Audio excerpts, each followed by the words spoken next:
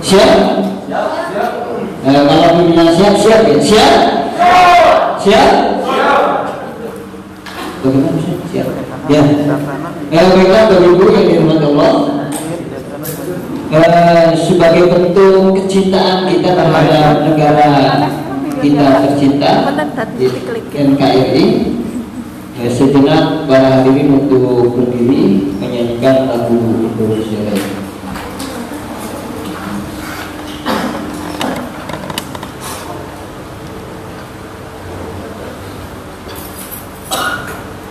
Ya, silakan untuk berdiri sejenak.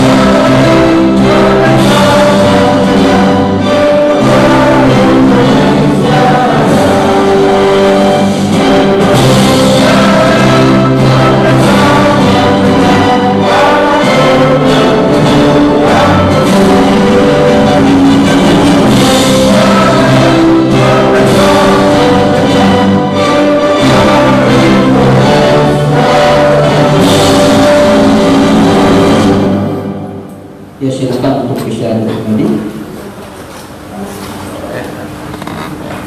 Inilah merupakan sebuah cita kita terhadap NKRI, bahwa perjuangan mereka para pahlawan pendahulu kita berdarah-darah memperjuangkan kemerdekaannya, dan kita sebagai pengisi kemerdekaan bisa mengisi kemerdekaan yang dengan sebaik-baiknya. Baiklah Bapak Ibu yang dirahmati Allah, para hadirin semuanya, selanjutnya kita akan simak bersama materi workshop yang akan disampaikan oleh beliau Ustaz Teguh Muhammad Firdaus Mersi. Kepada beliau waktu dan tempat kami aturkan.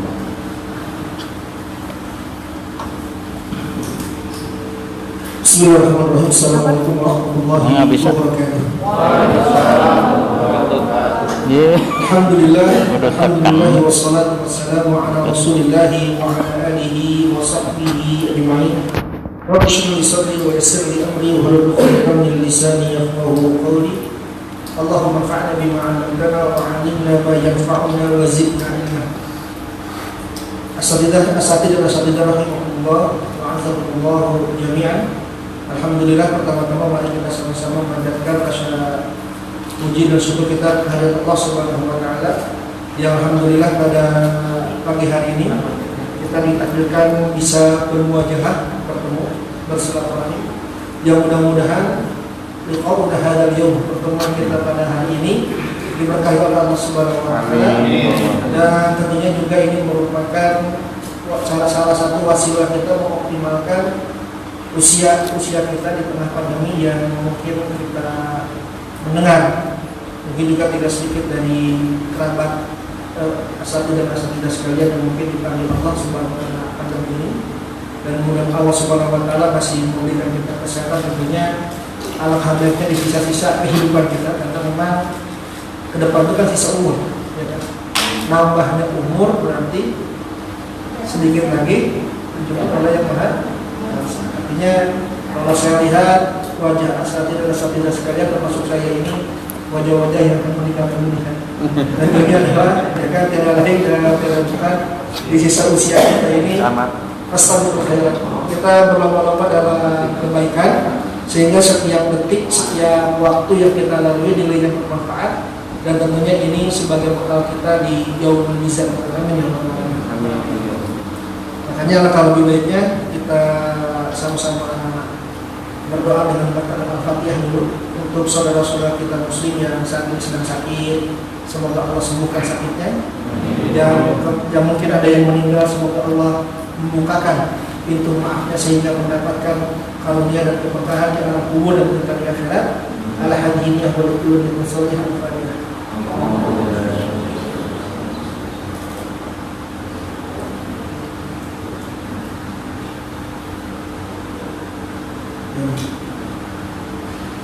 Assalamualaikum. Alhamdulillah, ini saya berdiri di sini, ada di hadapan Bapak Ibu semua. Bukan berarti anak khairul minhum, bukan berarti saya lebih baik, lebih hebat dari Bapak dan Ibu semua, tapi sekedar sinar siwaiya sebagai bentuk nasihat untuk saya pribadi dan kita semua yang ada di lembaga pendidikan. Karena memang lembaga pendidikan ini lembaga yang sangat mulia. Kalau di dalam sebuah hadis Rasul mengatakan innallaha wa malaikatahu, ya. Apalagi selanjutnya? Nah, kebanyakan misalnya dalam ya ini enggak. Innallaha wa malaikatahu wa ahlul ardina was samawat, ya. Apalagi hatta namla fi juhrihi wa hatta al-hut, ya. La yusalluna ala mu'allimil khair. Jadi Rasul mengatakan innallaha, sesungguhnya Allah, wa malaikatu, dan para malaikat, wa ahlul ardina was samawat, semua penduduk langit dan bumi, hatta namla fi juhrihi, sampai semut yang ada di lubang, wa hatta al-hut, sampai paus yang besar di lautan, la yusalluna ala mu'allimil khair. Mereka semua bersalawat kepada para pendidik atau para guru. Ya, jadi profesi yang paling mulia ini adalah tenaga pengajar dan yang ada di dalamnya. Kan keren banget kan? Jadi tidak bilang Rasul mengatakan bahwa profesi yang lain, tapi yang profesi langsung innallaha wa malaikatahu. Jadi semua penduduk langit dan bumi termasuk malaikatnya dan semuanya bersolawat kepada kita. Nah, makanya kemudian kita ini profesi sudah ada di profesi yang benar, bukan takdirnya awalnya pengen ke sana karena ada pilihan kerja di sana susah jadi guru, bukan. Jadi ini profesi yang sangat mungkin. Bahkan di antaranya lagi sebuah hadis yang sudah kita ketahui bersama, ketika seorang anak Adam meninggal, di antaranya adalah 3 hal yang tidak pernah terputus, dan di antara 3 hal ini adalah ilmu yang bermanfaat. Berarti ilmu yang bermanfaat ini adalah selain guru dan yang ada di dalam lingkungannya. Makanya profesi yang paling luar biasa itu adalah profesi guru. Ya, berarti bukan hanya guru, berarti ada TU-nya apa dan perangkat-perangkatnya. Yang artinya profesi yang ada di lembaga pendidikan. Saya belum pernah mendengar guru yang benar, guru yang mukhlis itu merasa susah itu. Pernah dengar guru yang ikhlas? Misalkan kita pernah mendengar dari pendalaman di NTT, ada guru yang gajinya paling cuma 100.000, 50.000 gitu. Tapi dia tetap bertahan bertahun-tahun jadi seorang guru. Tuh, pernah lihat mendengar itu? Tapi pernah nggak mereka mengeluh? Nggak pernah. Tahu-tahu kita dapat berita karena sekarang zamannya sosmed. Mungkin kalau tidak sosmed juga kita tidak akan pernah mendengar tipe-tipe guru seperti itu. Artinya ada keberkahan ketika profesi yang dijalani itu sesuai dengan keikhlasannya, sehingga ada kekuatan yang luar biasa yang ada dalamnya. Makanya kemudian profesi kita ini, saya juga termasuk guru, adalah profesi yang alhamdulillah mudah-mudahan Allah Subhanahu Wa Taala terima semua amal. Nah, Bapak Ibu sekalian Allah Subhanahu Wa Taala. Jadi kemarin saya dapat tornya terkait dengan problematika yang ada di pesantren. Sekedar berbagi pengalaman, alhamdulillah saya dari mulai awal SMP sampai kuliah itu sifatnya sampai sekarang tidak lepas dari dunia pesantren. SMP, SMA di Kuningan di Usul 6 tahun, lanjut ke Al-Azhar, lanjut ke Asyifa. Jadi tidak pernah mengalami sekelas dengan perempuan dari selepas SD, SMP, SMA, kuliah, termasuk sekarang. Jadi dunia pesantren, dunia yang asik gitu ya, dunia yang luar biasa. Karena emang bagi saya pengalaman dan tempaan yang luar biasa itu ada di dunia pesantren. Dan tentunya saya membayangkan bahwa ada kemarin berita duka dari salah seorang ustaz saya, Ustaz Asrul meninggal dunia. Santrinya ribuan yang sudah jadi alumni. Saya termasuk yang merasakan, saya pernah disuruh istirahat karena berisik di belakang, akhirnya disuruh berdiri. Tapi gara-gara beliau, hari itu saya tahu bahwa yang namanya Rafa itu Roma, yang namanya Nasab itu Fathah. Dan saya tahu al-kalamu al-qur'an qabl mufitu bil wadi wa sabu salat dan seterusnya itu dari tangan beliau sebab serap itu.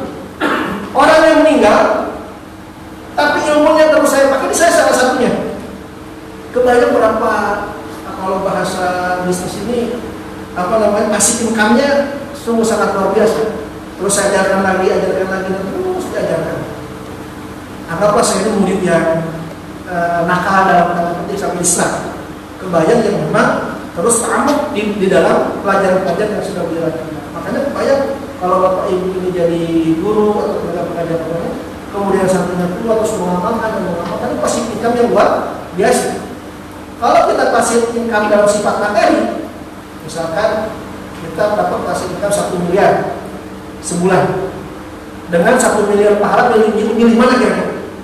Dua-duaan. Kalau ada pilihan saat ini, ada 1 miliar pasif income dan 1 miliar pahala, suruh pilih mana kira-kira?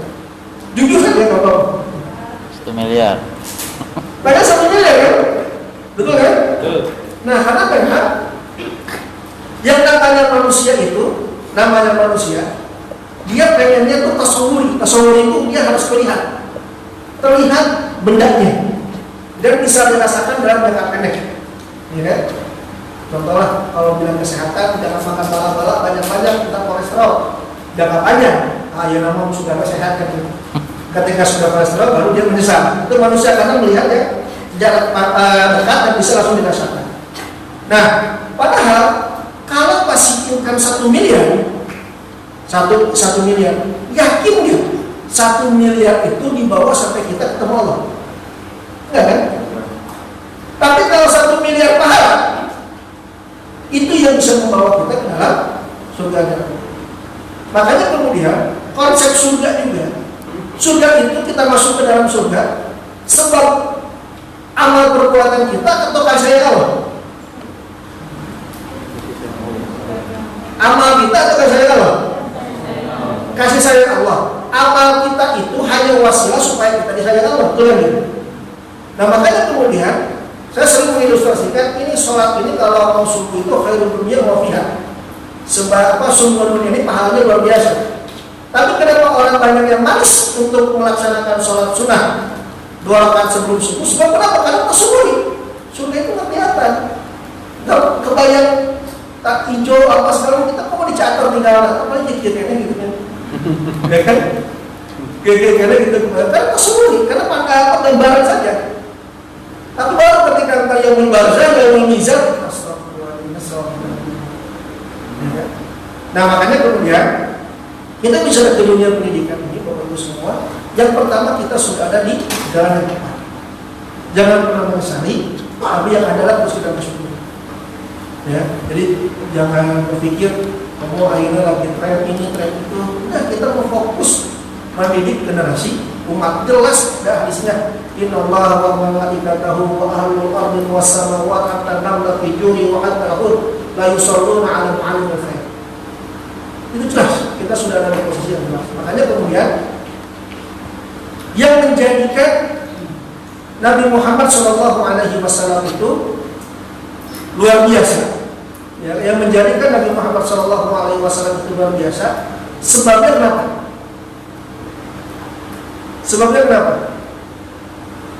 Sebab Nabi Muhammad SAW luar biasa dihadapkan dengan masyarakat yang sungguh sangat luar biasa juga.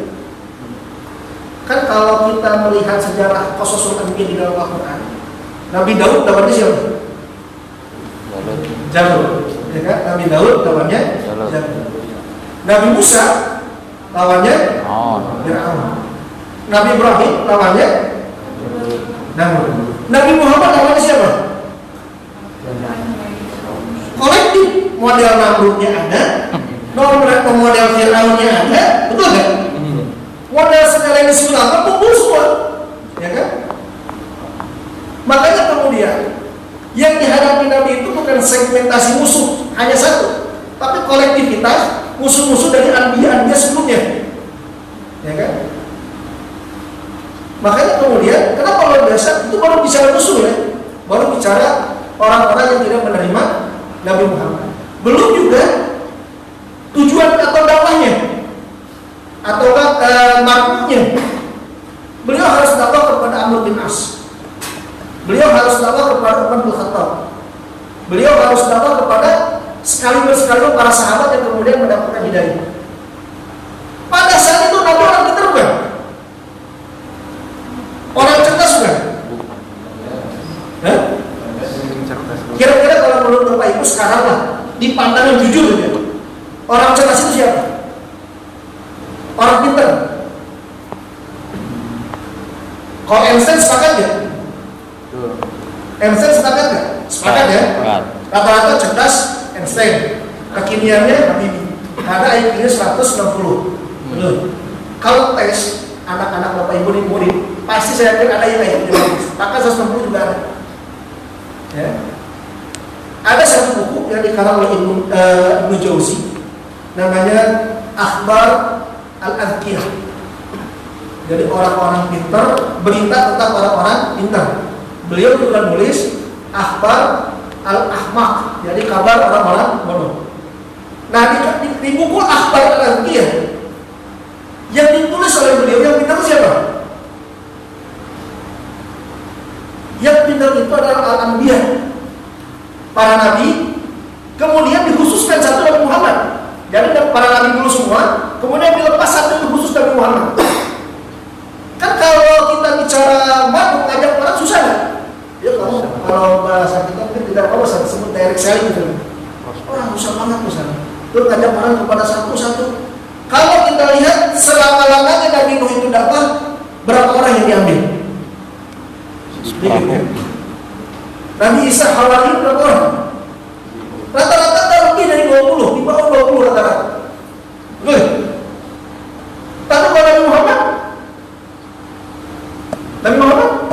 sampai sekarang kan kita merasakan. Artinya bahwa kenapa Nabi Muhammad ini di dalam kitab Ibnu Jauzi Akhbar Al-Adhkiyah itu dilepaskan dari nabi-nabi yang lain? Karena luar biasa. Contoh hanya kita kenal Abu Musa al-Asy'ari. Amr bin As. Kita kenal Amr bin As. Yang kita kenal Amr bin As itu siapa? Amr bin As. Amr bin As itu orang yang paling cerdas. Kan kalau kita tahu Umar pernah dikirim ke Habasyah ketemu Raja Najasyi. Orator, diplomat, semua itu adalah Amr bin As. Kebayang nggak Umar pintar Umar? Umar itu pintar. Bahkan kalau Bapak Ibu semua baca tarikh tasyrik, itu Umar itu salah satu fuqaha sahabat, ahli fikihnya di kalangan para sahabat. Kemudian juga muhadis di kalangan para sahabat. Meskipun tidak sebanyak anak ibu Umar, cerdas Umar itu. Setelah Umar aja pernah dibercandain sama Amr bin As. Saking pinternya Amr bin As. Suatu saat ini, ketika sudah menaklukkan Syam, terus Umar tawakuf. Udah kita kayaknya selesai lah, kita menaklukkan Syam. Amr bin As bilang, majuin dikit deh ke Mesir. Mesir ini kalau Mesir jatuh, Afrika jatuh. Karena yang paling paham Afrika itu adalah Amr bin As. Kenapa indikator bahwa Amr paling paham Afrika? Ketika diutus oleh kafir Quraisy ke Najasyi, dialog itu udah dialog orang yang sudah akrab. Kata mereka kalau Mesir jatuh semua itu Afrika. Tapi kata Umar nggak mungkin. Kata Umar memikirkan, adalah kita udah perang besar. Nah kita tawakuf dulu nih. Terus diplomasi akhirnya kata Umar, oke kita berangkatkan. Nyampe ke Palestina, Kan karena kalau dari Madinah itu naik ke atas ke Palestina baru masuk ke Mesir. Pas baru lagi berkemah, tiba-tiba Umar emang udah nggak sepakat lah, udah nggak sepakat. Terus kemudian Umar ngasih surat untuk menjaga Amr bin As supaya menghentikan perang, jangan masuk Mesir dan membatalkan perang. Ketika utusan Umar dan ketemu Amr bin As, utusan ini bilang, ya Amr, ini ada surat dari Umar bin Khattab. Karena Amr bin As orang cerdas, dia tahu inti surat ini adalah pasti jangan sampai melanjutkan perang di Mesir. Amr bin As bilang apa? Jangan dibuka, simpan dulu. Jangan dibuka, simpan. Terus dia bilang ke yang tahu jalan, Mesir utama. Ini habis bukit ini kita udah nyampe Mesir. Masukkan, berangkat semua. Berangkat, nyampe lembah, nyampe Mesir, baru mana surat yang tadi. Di surat tadi bilang apa? Wahai Amr, kalau kau belum nyampe Mesir, kembali pasukan. Tapi kalau udah nyampe Mesir, lanjutkan perang. Ya kan? Beribu kau, kita udah nyampe Mesir langsung perang. Jadi sekelas Umar bin Khattab aja, bahasa kita mah diakalin lah. Nah, Nabi Muhammad harus berhadapan dengan orang-orang seperti ini. Ya, belum ada lagi Mughirah bin Syu'bah, belum lagi kaliber sahabat yang lain yang memang memiliki kecerdasan yang luar biasa. Dan pada saat yang bersamaan kan Nabi itu baru bisa baca di usia berapa? Usia 40 kan, bahkan 40 juga belum bisa ketika sudah diajarkan Jibril baru bisa. Berarti 40 ke belakangnya secara pendidikan belum, bukan masuk ke dalam kategori orang cerdas, ya kan? Cerdas dalam artian pendidikan. Misal, kalau kita indikasikan pintar itu bisa baca, bisa tulis, ya, Nabi Muhammad tidak masuk ke dalam kategori itu. Nah, pertanyaan besarnya, lalu apa yang dikenal Nabi Muhammad sebelum beliau menjadi Nabi dikenalnya sebagai akhlak yang baik. Nah, makanya nyambung ke pesantren. Nyambung ke pesantren bahwa yang kita hadapi ini kan sekarang murid-murid milenial. Yang kalau di Asyifah itu saya lihat, kalau guru TIK, guru informatika TIK, dia ngeblok supaya murid nggak bisa akses A misalnya. Itu murid udah tahu jalan keluar yang bisa akses A. Kan kalau murid-murid milenial yang zaman sekarang ini kadang bisa jadi secara teknologi lebih pintar muridnya ketimbang guru. Atau di pesantren pengalaman saya, mau pakai jurus apapun murid juga punya. Kalau kita punya 100 cara untuk melarang murid, murid punya 1000 cara untuk melanggar aturan itu. Logika seperti itu. Artinya kan sama, pandu kita ini baru sekelas Amr bin As sebenarnya kan, yang pintar-pintar, yang cerdas-cerdas. Lalu bagaimana menaklukkan mereka? Nah inilah Rasul Shallallahu Alaihi Wasallam. Kenapa orang-orang sekali Amr bin As, sekali Mughirah bin Syu'bah, Khalid bin Walid, Umar bin Khattab tunduk patuh kepada Rasul? Apa karena kecerdasan kepintaran Rasul atau bukan? Karena akhlaknya kan. Karena kalau pintar itu bisa diusahakan, tapi kalau karakter, ya kan? Makanya kemudian kalau kita tarik pesantren, bagaimana kita menjadi seorang guru adalah yang terbaik itu kalau adalah karakter kitanya dulu. Ya kan? Karena kita itu akan dicontoh oleh murid kita. Permasalahan kita ini adalah kita menyisipkan banyak muatan materi akhlak dalam bentuk teori. Contoh misalnya, nah jangan makan atau minum sambil berdiri. Ada hadisnya yang baik, kalau kita bahas dulu. Tapi kita bicara kesehatan deh, gitu ya. Bagusnya duduk. Terus kemudian itu kan materi transfer knowledge. Di saat yang lain, ustadznya mau minum berdiri gitu. Kan pandangan anak akhirnya, contoh anak ini baru yang kecil misalnya. Belum yang lain. Makanya kemudian pendidikan tarbiyah yang baik itu adalah sebelum materi itu adalah akhlak dan adab. Makanya kemudian yang ditenarkan, dimasukkan oleh Allah kepada Nabi Muhammad, beliau orang pintar atau beliau orang berakhlak baik? Apa kan? Al-Amin. Julukannya jelas kok dari orang Quraisy, Al-Amin. Orang yang sangat penting dia akhlak dulu. Kalau dimasukkan ke dalam KJM, masuk di kelasnya akhlak ini masuk di kelas cuma sedikit, cuma prakteknya yang banyak kan gitu. Kebetulan kemarin saya dapat dapat hadiah dari yayasan jalan-jalan ke pesantren di Jawa. Kemudian terakhir di Cirebon. Hampir semua yang saya temui, ini yang paling sederhana yang paling sederhana. Ustaznya lewat atau kiainya lewat, itu santri itu gak berani jalan. Ya kalau kita lihat sebelum begini kalau santri salah ya. Betul. Kiainya di sana dulu, ini santri diem di sini. Sebelum kiainya pergi dia akan beranjak. Ihtiram kepada guru. Sebelum kira kue, ya kan? Kalau saya lihat misalkan contoh di asrama, ada murid mau di asramanya, Pak beli nasi goreng 10, satu buat bapak. Sama kan ini? Sama kan? Sebenarnya ini masalah kita di mana? Ya kan? Berani ngomong, tapi kalau yang salah dia, ustadznya lewat, pasti begini semua.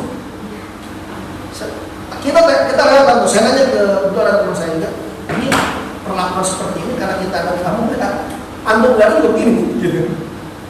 Ya kan antum badan juga begini, saya bilang. Jadi apa rahasianya kan? Ya kan rahasianya. Emang sebelum kita akan kan murid itu objek, ya kan? Yang harus diselesaikan dulu itu sivitasnya dulu, gitu.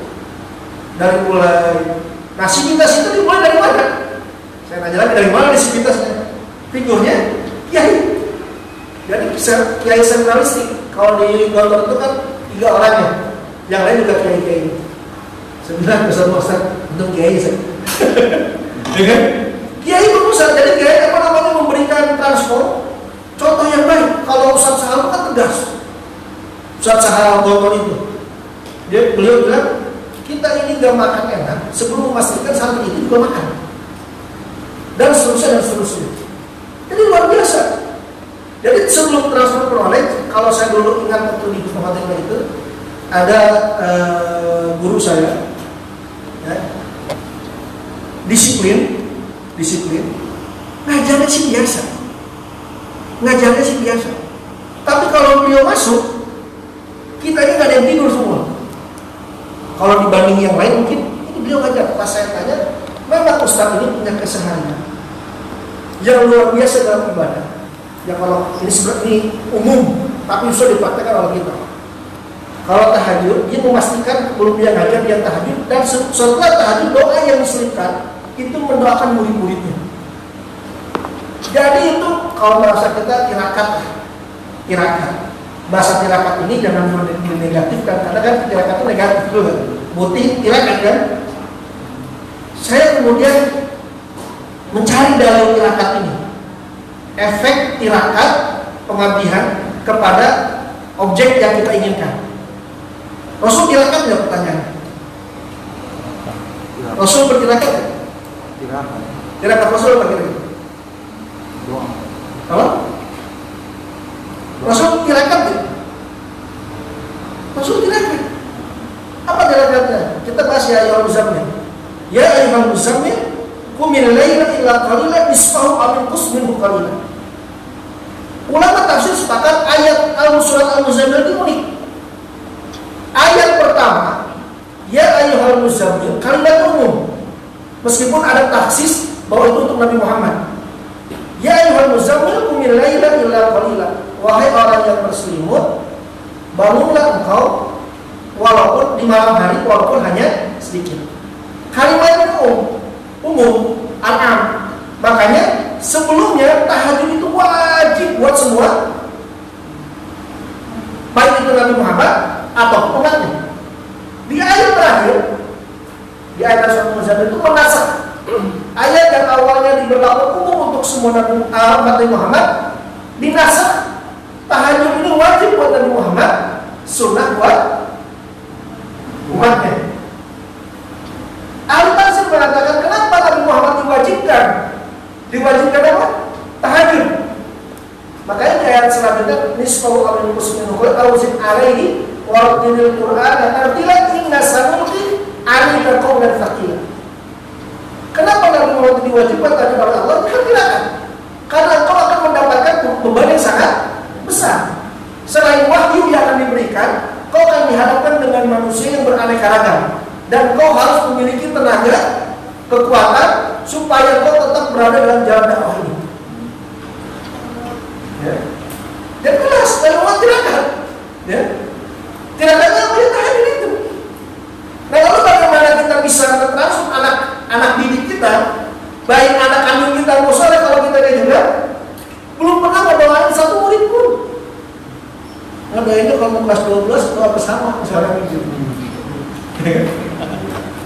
Kita bagaimana kalau tidak ada mahabbah, cinta kepada murid kita? Ujungnya yang murid juga sama, datang ke kelas menggugurkan kewajiban, gurunya datang menggugurkan kewajiban, muridnya juga datang menggugurkan kewajiban. Saya pernah melakukan riset kecil-kecilan. Saya pegang halaman buah. Ada 2 murid dan 2 kelompok guru. Satu murid saya didik betul, saya main. Yang satu saya datang menggugurkan kewajiban. Saya tahu hasilnya gimana. Yang saya curahkan perhatian saya itu, hatta dia melanggar, saya datang ke kamarnya. Terus kalau dia sakit saya perhatian. Kemudian halaman buat kita lanjut, semua saya sengaja gitu, doain semua. Sampai mereka lulus, sebagian ada dikeluarkan gara-gara pelanggaran. Tapi ketika mereka lulus, kemarin ada yang datang ke saya. Gimana tuh sekarang? Beliau ini kalau lulus di Warim. Ustaz, anak menghafal lagi Ustaz, tapi Ustaz halapannya. Yang lain enggak, banyak Ustaz aja deh. Subhanallah. Tapi kalau yang saya datang hanya buat kewajiban, ya selesai apa bubar kita aja. Oh, saya bilang memang kekuatan niat itu dampaknya luar biasa. Termasuk di halaman dulu. Ada halaman saya coba klik yang sama. Yang satu hanya buat kewajiban, yang satu. Meskipun kita udah di rotasi berapa kali, itu grupnya masih ada. Bahkan sekarang ada usaha bareng bikin jamu. Dan terus kemarin baru rapat umum pegang saham bahasa kita. Reuni halapang lagi ya. Ada kelompok. Dan terus, saya bilang betul. Ternyata memang kalau hanya transfer knowledge itu kalau dalam bahasa itu yang paling rendah gitu. Ya kan hanya menggunakan 1 tambah 1 sama dengan 2. Tapi yang paling besar itu adalah contoh. Makanya kemudian sekelas Amr bin As, sekelas Umar bin Khattab tunduk kepada Rasul karena pelanggaran contoh yang baik. Ya. Makanya kemudian kita tidak akan pernah memberikan apa murid kita ini benar kalau kita juga datang ada di yayasan ini hanya sebatas mencari manusia dan menggugurkan wajib. Sayang, jelas kok dalilnya, jelas kok semuanya, jelas kok ganjaran dari Allah ya. Dari saya. Makanya kemudian visi misinya juga harus jelas. Nah, makanya kemudian saya ingin bahas terkait dengan surat Al-Imran. Ini visi misi kalau kita ini sebagai guru, sebagai pendidik harus punya visi misi. Dalam surat Al-Imran Allah mengatakan Inna Allah astafa. Allah memilih Adam, Nuh, Ibrahim, wa ala Ibrahim. 3 nabi, 1-nya bukan. Al-Imran bukan nabi kan? Hanya orang soleh tapi dinamakan surat. Berarti ini orang luar biasa kan? Kenapa luar biasa? Selain kesolehan beliau, ayat selanjutnya itu isinya bilang ini. Iqalat imra'atu imrana rabbi inni nadartu laka ma fi batni muharrara fataqabbal. Ini belum punya anak. Ya kan? Iqalat imra'atu imran, istrinya Imran Hanna. Itu berdoa kepada Allah. Ya. Rabbi inni nadartu laka. Ya Allah, aku bernadar, aku bersumpah. Ya. Ma fi batni muharrara fataqabbal minni innaka antas samiul alim. Izinkan aku punya anak. Yang tak kalau punya anak, aku akan didik betul supaya anak ini bisa menyembah kepada agamamu dan taat kepada aturan-aturan. Jadi ini belum lahir. Kalau kita kan kalau udah nikah, pengalaman saya nikah, ya kan harus punya istri, target punya anak, minimal jangan untuk kebahagiaan. Kita belum tahu visi-misinya pengen anak adalah anak soleh dan lain sebagainya, tapi nggak sampai mengatakan ini nazar. Kalau nazar itu konsekuensinya apa kira-kira? Wajib. Kalau melanggar apa? Kafarat jelas kan? Ada nggak di sini yang punya anak bernazar sama Allah gitu? Ya Allah, saya bernazar kalau punya anak, kalau saya nggak bener didiknya, berarti saya kena kafarat. Ada nggak? Nggak ada kan? Terus itu nggak. Saya baru mengulas sekelas istrinya Imran itu nazar. Ini nazar kalimat jelas kok. Ini nazar berlakar mafibat yang muharram fatakul talbini indah kata seruan. Jadi ini sebagai konsekuensi Allah amanah, ya kan? Sebuah anak dan saya bernazar. Saya akan benar-benar begini. Nah makanya kemudian mungkin nggak kalau guru-guru ini bernazar kalau ya Allah saya jadi guru Asyifa atau guru Al-Uqbah, saya bernazar kepada ya Allah kalau saya jadi guru nggak benar mendidiknya, maka saya baca kayak apa? Susah kan? Terus benar saya bilang kalau nazar hubungannya dengan Allah, bukan dengan institusi. Lebih tinggi kedudukannya. Kalau janji karyawan kan dengan institusi, pelanggan itu pasti hubungannya dengan Allah. Tapi langsung hubungannya akan baiknya dengan Allah. Ya. Jadi visi-misi jelas. Visi jelas. Bukan hanya sekedar datang kerja pulang. Visi-misi jelas. Bahwa kita punya anak didik dan anak didik ini harus benar-benar bisa mewujudkan impian agama kita, impian Allah Subhanahu Wa Taala, supaya alam semesta tunduk patuh kepada Allah Subhanahu Wa Taala. Lalu berapa? Falamma wada'atha qala rabbi inni wada'tuha untha wallahu a'lamu bima wada'at wa laysa dzakaru kal untha wa inni sammaituha Maryam wa inni u'idtuha bika wa dzurriyyataha minasyaitonir rajim. Kemudian Allah ijabahnya kasih perempuan. Ya kan, kasih perempuan. Hana ini kok enggak laki-laki tapi oke lah. Ya karena Hana ini wallahu a'lamu bima wada'at wa laysa dzakaru kal untha wa inni sammaituha Maryam. Maka anak ini kemudian dinamakan Maryam. Lalu didoain. Ya didoain wa inni u'iduha bika wa dzurriyyataha minasyaitonir rajim. Didoain. Makanya belum tadi saya bahas, bagaimana kita dalam setiap sholat kita mendoakan murid kita. Kita harus gitu, memang saya belum mendawamkan 100%. Tapi di setiap doa saya selalu selipkan selain orang tua, keluarga terdekat, yaitu murid-murid kita. Jadi doanya itu tiap hari kalau bisa, tiap hari doain. Yang masa ya kan kita juga meyakini bahwa tidak ada orang tertolak kan. Ustaz, kok udah lulus masih bandel aja tuh anak? Kan belum meninggal. Hanya baru lulus dari sekolah, kan belum meninggal. Tidak sedikit juga. Ya, saya harus bilang misalkan ada nama anak itu Muhammad Kursi.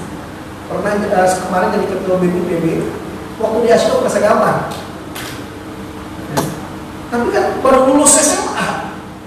Lulusnya gampang dari cerita nih. Kasar. Yang tadi kita bahas. Ya. Lulus SMA kan saya bilang gini, itu kan baru SMA aja predikat itu. Kan kita doain terus sebelum dia meninggal.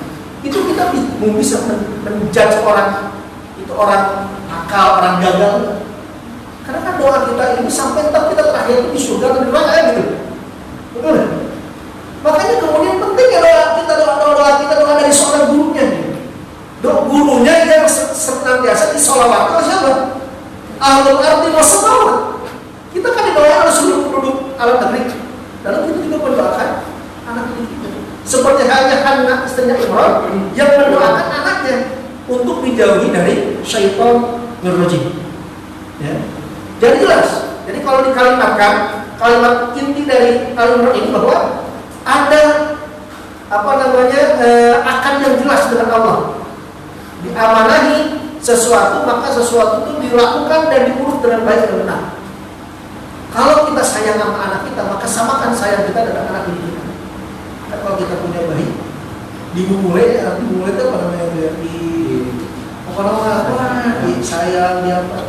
Nah anak didik kita juga sama dengan anak kandung kita. Toh juga disebutkan pahalanya juga bagi yang bermanfaat ilmu itu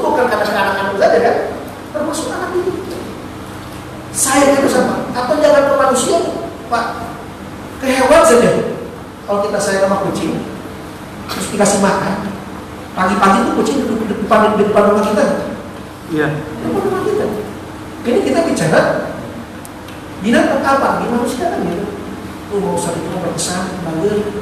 Walaupun kita bagi cuma sekali sakit ngirimin nasi goreng misalnya. Harus sederhana. Nah makanya kemudian, lalu kemudian di ayat di riwayat yang lain, Hana ini Al-Imran ini meninggal. Jadi Maryam ini dibesarkan dalam keadaan yatim, ya, dibesarkan dalam keadaan yatim. Kurang nggak kira-kira kan yang disebut sempurna itu ada bapak, ada ibu, ada anak kan? Berarti kalau nggak ada bapaknya, nggak sempurna kehidupannya kan? Kalau tadi sudah nazar dengan Allahnya jelas, akarnya jelas, ikhtiar kita untuk benar-benar mendidik anak itu jelas, maka Allah yang akan bekerja mendatangkan bantuan. Bantuan itu jelas. Wakaf falahat Zakaria. Ini Nabi yang meninggal itu kan Nabi orang soleh, ya kan? Meninggal bapaknya meninggal. Siapa yang soleh? Karena akarnya jelas ini benar-benar ibunya ngurus anak. Yang nggak ada kebayang dipikir bakal datang Zakaria. Lalu Maryam ini di bawah asuhan siapa? Zakaria. Zakaria umur kira-kira soleh mana? Soleh? Dulunya orang soleh. Cuma yang lebih soleh itu adalah Zakaria. Zakaria jelas dengan Rasul, ya kan? Wakaf falaha Zakaria. Jadi, nanti kalau kita sudah akan nih dengan awal, ya, udah bingung gitu. Nih anak kumaha cara anaknya supaya udah diurus, udah diurus segala macam. Tenang, ayat jelas. Wakaf falaha Zakaria akan ada terbantuan dan kita gak akan pernah disangka-sangka. Ya, gak akan pernah disangka-sangka. Nah, berarti kan Zakaria itu mentornya siapa? Mentornya Maryam, ya kan? Jadi mentornya Maryam, gurunya Maryam. Lalu kemudian apa? Susah nggak? Ngurus Maryam bisa jadi Zakaria dalam kesulitan. Kan dia terhadap kullama dakhala 'alaiha Zakaria al-mihrab wajada indaha rizqa. Besok nih anggaplah saya ngurus anak yatim. Besok nih kira-kira apa makannya dia ya? Anggaplah yatim ini harus dikasih nafkah apa segala macam. Tapi kan dapat dari yang sepul lama dakhala 'alaiha Zakaria al-mihrab wajada indaha rizqa. Allah yang akan kasih rizki. Buah dari mana itu banyak? Ada yang ngasih. Kalau di Arab itu contoh, kalau anggur itu datangnya di musim dingin. Kalau musim panas itu nggak ada anggur. Ini makan anggur di musim panas. Kan kebayang ini kalau zaman dulu kan kebanyakan ekspor itu susah. Tiba-tiba makan anggur di musim panas. Ya, bingung. Dia ngasih rezeki Allah. Ini kisahnya. Kemarin saya berobat di Asyifa, datang kawan dari Purwakarta ngurus pesantren yatim. Saya sempat nanya, aneh pengen kayak aku punya pesantren yatim tapi gratis, cuma akidahnya kayaknya perlu dibenerin nih, nggak kayak aku bener kayaknya. Aku pernah ngalamin susah Pak? Saya tanya begitu. Jadi beliau ini dulu sering ngebekal mulut Dr. Sulaiman. Di antara salah satu nawaitunya, yang mudah-mudahan kalau dapat mulut dapat masjid. Setahun nurut, nanya ke Ustaz Sofian, Ustaz belum ada hilal nih, masjid nggak turun-turun. Baru Dr. Sulaiman bilang mau bakal nyumbang masjid buat pesantren. Ustaz Sofian bilang udah niatnya yang lain aja, yang karena Allah SWT. Ya, akhirnya mukhlis dalam itu. Sehingga cerita lagi nurut, lagi memekar. Ya kan? Ada orang Malaysia yang tahu dicoba mulut enak, ya kan? Langsung kontak, Ustaz bisa nggak ngisi seminar urut dan bekam tapi di Malaysia? Ini awal. Oh boleh, urut ngisi materi 1 jam, 1 jam setengah. Misalkan jam 8 sampai 10 ya isi urut. Sisanya urut sampai maghrib, urut bener sampai maghrib. Ya kan, mulai satu seminar awalnya 10 orang, nggak lama diundang lagi Ustaz ke Malaysia ngisi seminar, jadi 25 orang, sama ngisi 1,5 jam, ngurutnya sampai seharian. Ketiga ngurut ada orang Singapura, tertarik juga, bilang Ustaz bisa ngisi di Singapura juga kan? Oh yang bisa ngisi di Singapura, ngurut di Singapura. Hebat kan tukang ngurutnya di Malaysia, Singapura dan Brunei kemudian. Bang urut lah. Dan beliau masih fokus pokoknya walillahi ta'ala. Sampai kemudian karena mesinnya udah bertahun-tahun gak jadi-jadi, beranilah ngomong, Pak ya Pak Malaysia lah Singapura, kebetulan ini saya punya pesantren yatim dan sekarang bangun masjid cuma ada yang barangkali ada yang membantu. Tiba-tiba Mas Kamu bilang, Ustaz kebetulan saya lagi bantu yang di Surabaya, beres di Surabaya kita nanti. Terus kemudian apa? Gak lama kemudian dikasih 1 miliar untuk bangun masjid. Dan gak sampai di situ aja, kan di samping itu semua. Berikut makan, jadi makannya itu menunya dari Singapura. Hari ini makan apa itu dananya dan menunya datang dari Singapura dan Malaysia sampai sekarang. Oh, Luar biasa, kan betul. Tadi kan jelas, Maryam itu anak yatim, ya. Karena ibunya udah akad dengan Allah, ya kan, dengan Allah, maka Allah yang membantu segala-galanya. Lalu kemudian didatangkan Zakaria, wakaf falah Zakaria. Lalu ada cerita yang lebih menyedihkan, ada lagi sebelum saya ketemu dengan Malaysia Singapura ini, apa?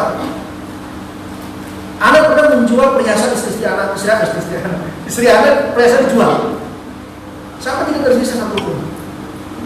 Hari ini, anggap hari ini dia bilang, terakhir makan, sore masih ada sedikit. Besok aku udah bingung, saat ini mau makan apa. Habis sholat subuh, anak duduk di halaman sambil doa, ya Allah, ini saya lagi ngurus anak yatim, saya nggak tahu hari ini makan apa, rezeki dari mana. Pokoknya saya udah nggak punya apa lagi nih, udah nggak punya apa lagi. Lagi berdoa gitu, tiba-tiba ada mobil datang. Assalamualaikum warahmatullahi. Pak Punten, hari pas sampai Abah di mana? Pesan Abah di mana?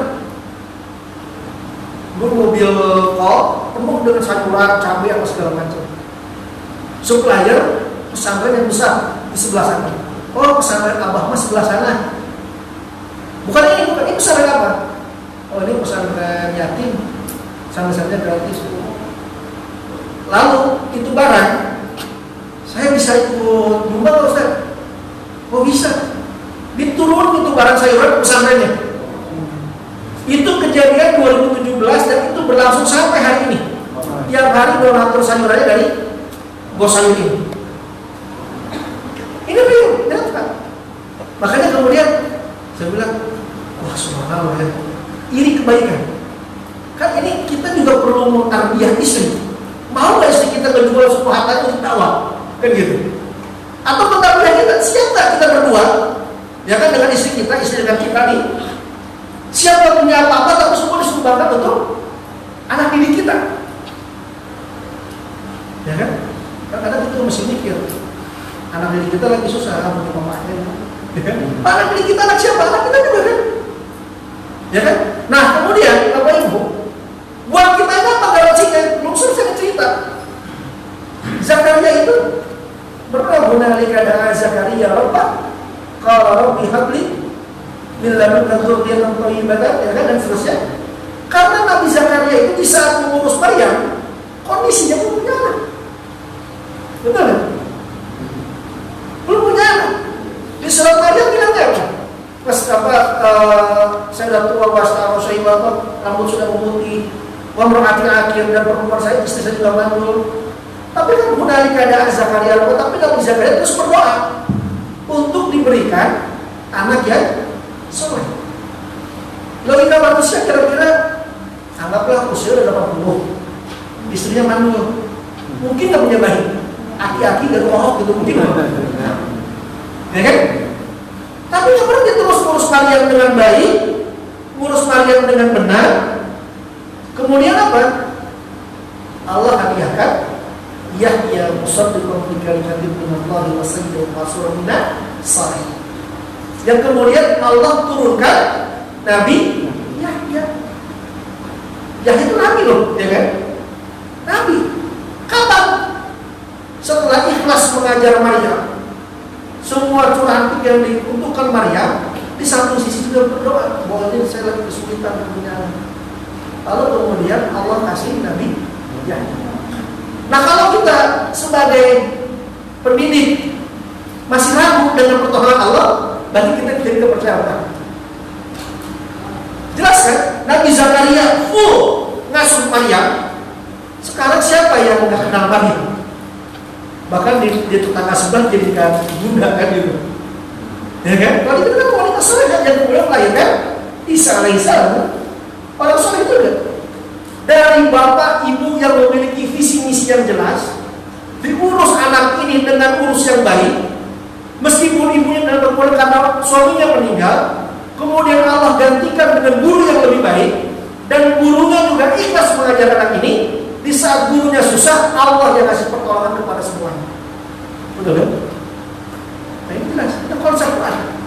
Makanya kalau kita bicara pesantren secara umum, maka yang perlu dibenahi adalah semua yang ada di dalamnya.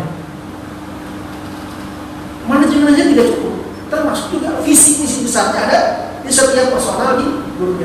Kembali ke pesan salafiyah itu, ternyata memang si kiai ini bisa mentransformasi value nilai pesanan kepada setiap sivitasnya. Sebelum mengangkat, makanya kemudian ada senior saya namanya Dr. Khalid Muslim, pakar Syiah. Saya bilang, saya tahu kalau di Jakarta ya dahsyat ini. Kenapa atau di sini di kantor? Dia bilang, kalau saya nyari materi saya di sini. Saya bukan itu yang saya cari, tapi adalah nilai-nilai keberkahan, nilai-nilai kebersamaan, nilai dakwah. Kalau saya jadi hanya sekedar materi, ngapain saya di kampus? Ya kan? Terus kemudian saya mati, terus materi mau kemana? Tapi kan enggak. Saya pengen Islam ini meskipun meninggal orangnya, tapi ilmu Allah dan ilmu yang bermanfaat terus berkembang. Makanya antum sekelas dokter masih di sini saya. Jadi besar kan itu di dalam. Beliau kan termasuk waktu saya Mesir orang cerdas, pintar, dokter. Dan jarang dokter yang memang mendalami ilmu Syiah khusus masalah internasional. Misalnya yang 12 itu luar biasa. Terus saya lihat ternyata nggak satu dokternya, ada lagi yang lain, ada lagi yang lain. Banyak juga dokter di sini. Jadi saya bilang orang-orang kalau di Jakarta, kalau niatin masih nyari uang besar, kalau mereka nggak jelas, visi misinya jelas, visi misinya jelas. Makanya kemudian kita nggak mungkin punya cita-cita profil murid kita bagaimana kalau kitanya juga belum beres. Istilahnya mendoan itu kan produk, betul ya? Sebelum mendoan terjadi apa? Kedelai, ya kan? Tahu kan kedelai gimana bikinnya? Ingat-ingat itu. Ya, saya pernah waktu di Mesir salah satu sampingan itu bikin tempe. Oh gini, injak, dibersihin lagi, ditempa lagi, terus berapa kali, ya kan? Kalau saya kerja bikin tempenya nggak pakai hati, nggak benar. Kira-kira bakal jadi mendoan nggak? Dari tempenya aja enggak kan? Tempenya raginya tuh nggak akan putih semua, pasti hancur dan cepat busuk. Misalkan saya datang hanya bersebuah becek-becek, saya mah intinya mengakalin biar pokoknya dalam prosesnya itu saya yang buat tempenya itu enggak 100% pakai hati. Jangan dulu bicara mendoan, jadi tempenya aja belum jadi apa? Jadi mendoan. Tapi kalau udah mau dengan hati, sambil belajar menikmati, oh mudah-mudahan dia mau besok ujian dan macam itu, terus ya kan, hilang kedelainya jatuh, kabarnya disapuan bersihin lagi, terus sampai higienis sampai bersih gitu kan, karena pakai hati kan sampai bersih, kemudian masuk ke plastik dikasih lagi ya kan dan sebagainya. Tempenya belum jadi mendoannya aja, ngelihat tempe mentahnya aja udah indah, betul ya? Apa? Jadi mendoan. Tujuannya apa? Tempe di sana enak, rasanya bagus, bersih dan kualitasnya hebat. Apakah ketika jadi tempe nggak ada proses? Ada proses sebelumnya. Sama kalau kita ngajar, kalau kita hanya misalkan coba deh, misalkan besok kita ngajar, kita persiapan secara knowledge, terus kemudian kita ibadah 100%, ya kan? Hatta bapak ibu besok ngajar lupa lulus, suka ada aja cara, tiba-tiba ingat, tidak bisa dijelasin. Atau hatta bapak ibu ngajar dengan maksimal, tapi guru yang paling berkesan menjadi bapak ibu semua. Kan jelas kalau kita besok nih, kalau contoh misalkan saya ngisi pagi ini, sebelumnya tuh ada tegang, depan senior lagi kan, maksudnya gimana ini? Tapi kalau mudah-mudahan bisa berbagi mengenai nasihat saya sampai hari ini. Yang ini obrolan saya ini sebenarnya bisa jadi tinggal disiapkan sebelumnya, mengalir begitu sama. Ketika saya mengajar, tiba-tiba begini, saya ngajar fikih, Ustaz, apa hukumnya kalau ada 2 orang, beliau masuk ke sebuah markas musuh, kemudian yang satu teman saya tertembak kakinya. Kalau ditolong, saya bakal ketangkep. Kalau nggak saya bunuh, rahasia yang besar bakal muncul. Kemudian saya bunuh. Apakah saya termasuk qatlul amd, membunuh berencana? Tentu beda penonton dengan gini. Tapi kan ini pertanyaan yang harus saya jawab kan? Betul nggak? Membunuh teman yang mau diambil musuh, yang kalau nggak dibunuh ada darurat yang lebih besar. Entah itu dia disiksa, entah itu dia riba dan lain sebagainya. Ya? Dan ini awalnya bingung, tapi ketika itu ya ada bisa menjawab dengan sesuai dengan apa yang dijemahkan oleh para ulama. Ya? Nah makanya kemudian teman saya guru bahasa, waktu itu murid tanya tentang badal. Entah itu badal apa, saya jelas teman saya bilang waktu dia nanya saya bingung. Tapi ketika saya duduk, kemudian tiba-tiba ada khatirah yang jawabannya mungkin dia benar. Ya, artinya bahwa ketika kita kurang dalam transformasi keilmuan, kalau kita sudah oke, Allah yang akan menggerakkan lidah dan otak kita. Jadi jelas konsepnya itu jelas ada di surat Al-Imran, dari mulai bagaimana visi misi kita, bagaimana tadhiyah kita, bagaimana cara-cara Allah menolong kita, sampai kemudian ada keberkahan di akhir-akhir. Makanya kemudian dari mulai Al-Quran sampai Isa alaihissalam, semua yang diceritakan itu termasuk minat saleh. Makanya saya bilang waktu kemarin untuk berbagi pengalaman, saya jaga simpati kayaknya kurikulum harus ganti. Maksudnya gimana kurikulum ganti? Ya kalau kita melihat kan kurikulum Indonesia ini, mohon maaf, kurikulum Indonesia bermasalah kan kita? Sepakat nggak Pak Ibu semua? Bermasalah kan? Saya bilang gini, kira-kira gini. Saya ini kuliah di Al-Azhar. Saya belajar sosiologi dan antropologi. Ini mah fakir saja. Ya kan? Emang banyak gitu. Tapi kan belum mesti berhari-hari kita di kelas. Bisa jadi dalam bentuk yang lain. Bentuk studi general atau sebagainya.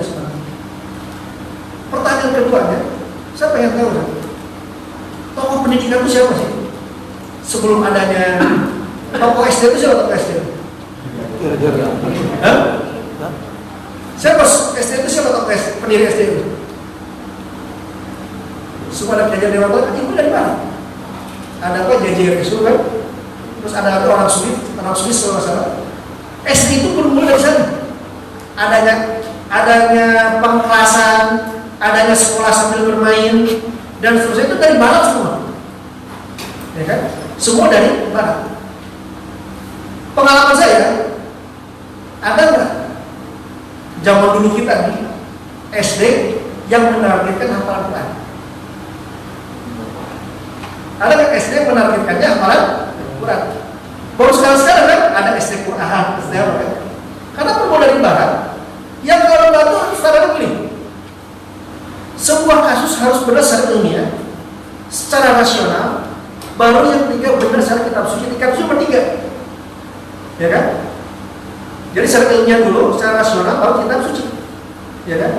Contoh misalkan, karena kan kalau berpikirnya rasional, misalkan gini, nah jangan minum sambil berdiri. Hadisnya jelas ini. Nurut gak kira-kira? Nurut, tetapi kamu kalau minum sambil berdiri, ambiyan. Banyak orang yang ambiyan gak ada minum sambil berdiri. Cepetan mana kira? Cepetan mana? Kamu kalau minum berdiri, ambiyan. Ini contohnya orang yang ambiyan. Ambiyan kan? Kenapa? Pendidikannya ilmiah dulu kan, ilmiah ambiyan ilmiah. Rasional, baru cocokan. Ini sesuai dengan hadis Nabi kan? Hadis Nabi begini. Jadi hadis Nabi itu memperkuat, menguat bertiga kan? Harusnya Quran Sunnah dulu kan? Baru kemudian yang lainnya. Kemarin kemudian saya usul kemarin, kalau bisa kelas 7 sampai kelas 10 targetnya cuma 3: Quran, bahasa, sama teknologi. Udah, itu aja. Selesaikan Quran, selesaikan teknologi, dan selesaikan ini untuk bicara teknologi. Sisanya apa? Akhlak. Karena kenapa? Pengalaman saya di pesantren, kejadian murid hari ini itu merupakan melihat seniornya. Misalkan kalau saya pernah lihat di fantastik atau apa bahasa kita mos ya, orientasi. Murid kelas 7, kelas 10 udah kita didik, baik benar.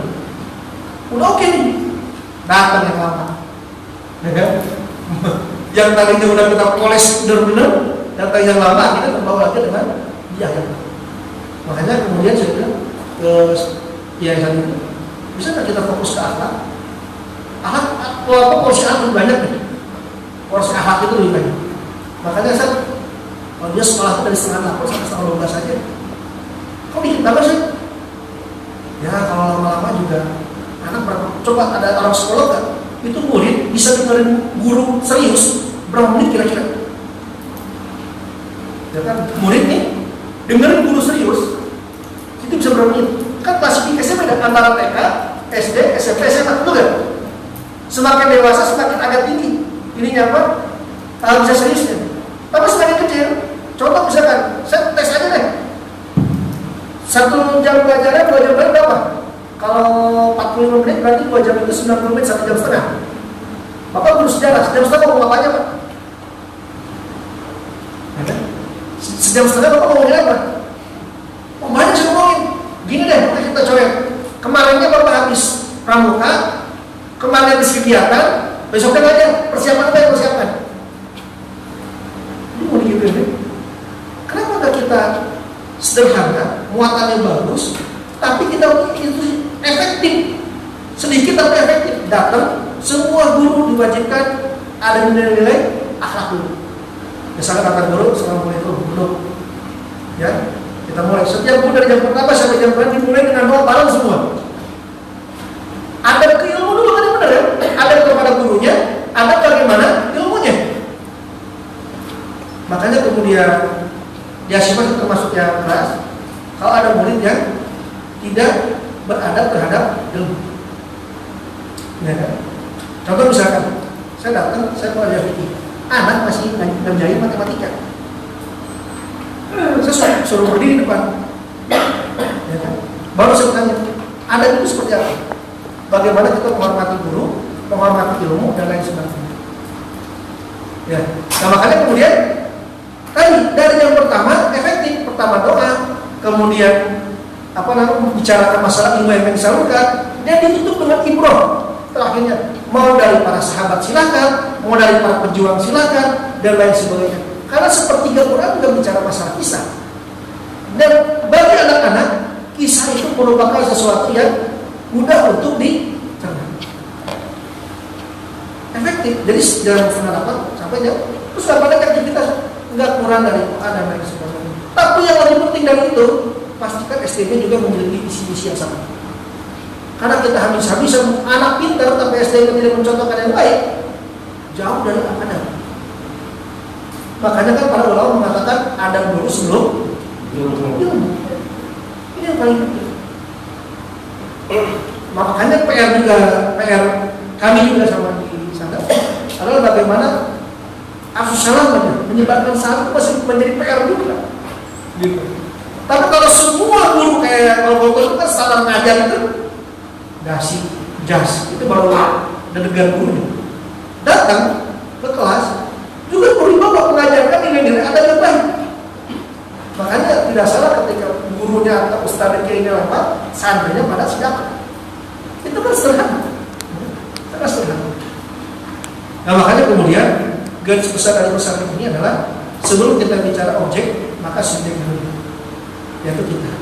Isi-isi kita ini apa?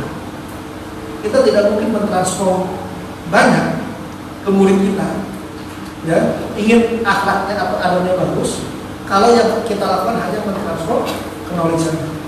Hanya 1 tambah 1 sama dengan 2, 2 tambah 2 sama dengan 4. Nah makanya kemudian pengalaman juga di misalkan salah satu, saya ini Pak pernah rankingnya bagus, pernah nggak naik kelas, gitu kan?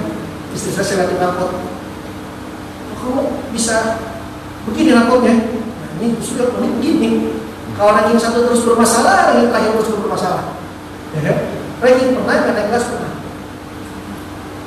Sampai kemudian saya masuk pesantren pun SID. Masuk pesantren pun SID ini berbagi pengalaman. Saya masuk pesantren SID. Saya baru ngobrol dengan bapak saya kemarin. Saya kecil dikenal di kampung itu, kalau pulang ke rumah pasti ada yang ngontrol orang lain. Ngontrol apa? Yang ngontrol ke rumah. Ini masih yang mukul anak orang, atau nyuri barang orang, atau apapun itu. Yang paling fenomenal itu, saya ngomong anjing monyet di ibu saya sendiri. Jadi saya minta maaf, dikasih. Saya menang kaca, saya ngomong anjing monyet, belum pergi saya. Ekstrim kan? Puncaknya, saya berkolaborasi sama teman untuk mencuri sesuatu. Teman nyuri uang masjid, saya nyuri uang bapak saya. Dikumpulkan uang itu, dipakai untuk yang benar. Ada yang ngerokok, apa segala macam. Ketahuanlah, mesti bilang uang, karena saya nutupin teman saya yang maju ke depan. Dibilanglah saya membocorkan ini, akhirnya mau sama orang sekampung itu saya dipukulin sama orang setara saya. Akhirnya saya nggak bisa rumah. Di depan rumah saya tepuk gila, tepuk sarap, pokoknya bapak saya bilang ini anak kecil, tapi kelakuan orang dewasa. Bandelnya udah kelewatan. Dan alhamdulillah sampai sekarang takdir Allah, saya selesai bersyukur. Itu saya udah bawa uang, saya udah datang ke Bandar Gajah, Bandar Papua. Karena senior saya bilang, karena saya kan anak SMA, gue beli obat di sana, kalau berantem nggak kerasa. Saya udah datang 3 kali, dan dikeresakan, dan ditakdirkan, dia nggak ada di rumah. Akhirnya saya pulang lagi. Bahkan pernah tarung bebas untuk menentukan siapa jaga 1, jaga 2, jaga 3. Tarung bebas, lawan saya SMA, ya saya habis tuh. Kita untuk menentukan siapa jagoan pertama, jagoan 2, jagoan 3. Akhirnya bapak saya udah, ini anak udah gak repot kalau di rumah terus. Dan kebetulan juga saya udah gak bisa di rumah kan, pasti dipukulin. Akhirnya pasti bilang pesantren, mau langsung pesantren.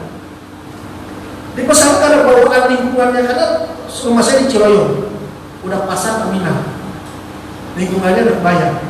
Saya ke pesantren karena kan dari beraneka ragam latar belakang, ada anak komplek, anak apa. Nah saya beringas sendirian, sama kerjaannya juga berada terus. Lagi makan di depan, saya lihat itu kenapa bisa bukanya berat gitu. Kenapa kamu lihat? Sampai kemudian bapak saya cuma bilang gini, dipanggil lagi. Sampai kejadian sampai kelas 10, sampai SMA alhamdulillah. Kelas 3 SMP saya minta keluar dari Bosmo, bapak saya bilang boleh sampai lagi. Oh, bisa keliling-keliling ya. Akhirnya tetap gak ada pilihan, terus lagi lanjut pas 1 SMA, masih gak mau. Sampai kalau Ustaz Samikir manggil saya, dikenal Ustaz Samikir. Ini tentu kalau nggak cari sekolah di semester 2, nggak naik kelas, nilai saya katanya 4. Kalau sedang kepala 4 kan? Aduh 4 saya bilang. Di SD sampai SD ini masih ada rankingnya. Kelas 10 di kelas ini kata saya bikin di semester 2 tentu harus dari sekolah karena nggak naik kelas. Kalau nilainya masih 4. Emang nggak belajar, malas sekali. Pas keluar bapak saya ngambil SP dan ngambil rapor, bapak saya cuma yang bertahan di sini. Kenapa Pak? Tadi Ustaz bilang bapak harus dari sekolah karena kamu kalau nilai begini semester 2 nilainya sama pasti nggak naik. Tapi bapak nggak apa-apa. Nah terus yang jelas Pak kamu yang bertahan di situ. Saya melihat bapak saya pulang, pergi, tapi ada air matanya keluar. Saya melihat dari jauh. Karena di saat yang bersamaan datang perusahaan saya bikin, yang satu teman saya dikasih hadiah karena juara, yang saya dikasih SP dan polis seperti itu. Sebenarnya perasaan saya ini nggak mau apa gitu. Terus kemudian mulai hari ini saya buktikan orang tua saya harus tersenyum. Baterainya lemah. Ya, harus tersenyum. Lalu kemudian yang tadinya belajar, saya belajar beneran. Sampai kemudian yang tadinya rata tempat masuk di besar. Semester 10 kelas 10 semester 1 masuk di besar. Jadi nggak jadi karena ini. Sampai situ terlepas dari ranking itu. Lalu kemudian bersih dan lain sebagainya. Kemarin saya tanya, Pak, misalnya saya punya anak nih, supaya anak dulu kan bapak ngasuh saya ini luar biasa. Itu trik apa sih yang luar biasa? Kan belum tenaga uang segala macam. Ada ibu saya, ibu yang paling utama. Jadi bapak ibu saya ini senakal-nakal saya itu mendoakan saya dan sering datang ke kiai-kiai yang saya nggak tahu. Jadi setiap itu datang ke kiai minta doakan saya supaya benar. Jadi nggak putus harapan, terus doakan. Meskipun sekarang juga belum benar-benar kesolat banget, tapi rasa untuk menjadi lebih baik itu ada. Dan sampai kemudian kamu pernah ini saya barusan detail melakukan ini. Tapi terus didoain. Dan ternyata diam-diam ketika saya di pesantren, bapak saya itu keliling ke pesantren kiai-kiai minta doakan anaknya supaya benar. Mau latar belakangnya Persis, mau latar belakangnya NU, itu datang. Bahkan kata bapak saya ada ustadz yang isinya di Antapani radio, bapak tuh datang subuh-subuh ke sana. Dia selesai ngisi, Ustaz, tolong doakan anak saya terus seperti itu. Saya bilang, kan nanti saya mau pikir bahwa bisa jadi hati saya bergerak untuk membahagiakan orang tua.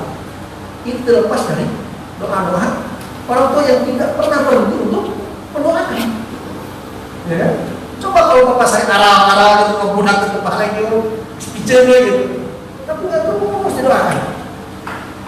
Terus yang kedua masalah biaya. Kan kamu tahunya ada terus, ya kan? Tapi setiap kamu butuh, contoh, saya harus berangkat ke masjid itu 18 Oktober. Orang tua saya punya bekal. Orang tua saya bilang, udah ingin aja lah. Oh, udah lulus saja. Nggak bisa kamu masih jawaban. Saya tahu, belum waktu itu kan tahu kalau punya uang, cuma kan namanya anak, kok usahakan dong gitu. Dia sampai kemudian baru cerita kemarin, H-3 sebelum berangkat. Itu bapak dapat rezeki sesuai apa yang kamu butuhkan. Makanya betul, emang saya beli koper yang segala itu H-3 menjelang berangkat. Karena emang nggak megang uang, tapi ada rezeki sesuai apa yang kamu butuhkan. Dan kejadian itu berulang. Jadi setiap butuh ada, setiap butuh ada. Saya bilang, nah betul saya ngaji surah Al-Imran ini nyambung. Oh betul. Ketika orang tua melakukan pengajaran yang ikhlas, yang baik, profesional, baik anak kandung ke anak didiknya, sesusah apapun Allah yang akan menjamin. Hilang Ali Imran meninggal, datang Zakaria. Zakaria susah, Allah kasih balik. Dia sudah dan seterusnya. Nah makanya pada Ustaz dan Allah Subhanahu Wa Taala ini berbagi. Dan jelas jadi kalau kita bicara pesantren ini, bicaranya itu hati sebenarnya. Bicaranya kualitas hati dan ibadah, visi-visi yang jelas. Karena ini strong yang paling kuat itu. Sehebat apapun pendidiknya, tapi kalau nggak punya misi dan visi yang jelas, nggak akan lama itu sekolah. Tapi kalau pendidiknya punya misi dan visi yang jelas, itu sekolah bapak ibu meninggal, yayasan terus ada. Nah ini yang kita harapkan. Karena ini kan menjadi jaringan kita. Jadi jangan sampai usia dakwah ini lebih sedikit ketimbang usia kita. Kita masih hidup, dakwahnya nggak ada. Udah kita bingung ngapain. Tapi yang bagus itu kita yang udah meninggal, kebaikan kita terus masih ada. Nah mungkin ini bisa saya berbagi usul aku. Yang jelas konsepnya sudah ada di dalam Al-Quran. Kita nggak lagi pakai konsep-konsep barat, Ya, kita sebelum kita meminta, ini kan objek kita supaya soleh, kali nggak ada bully, ya kan, dan ada sebagainya. Maka sebelum reformasinya itu, adalah kita merapikan dulu visi misi kita. Semua yang ada di sini. Sekali lagi bahwa kita kerja jadi profesi muda, profesi yang luar biasa hebat. Terus lelahnya kita dari mulai kita bangun sampai kita tidur ngurus santri, ikhlas karena Allah, yakin tidak akan pernah ada yang sia-sia. Sampai bahasan urusan 24 jam anak sendiri gak kurus. Bukan gak kurus karena kita sibuk ngurusin santri.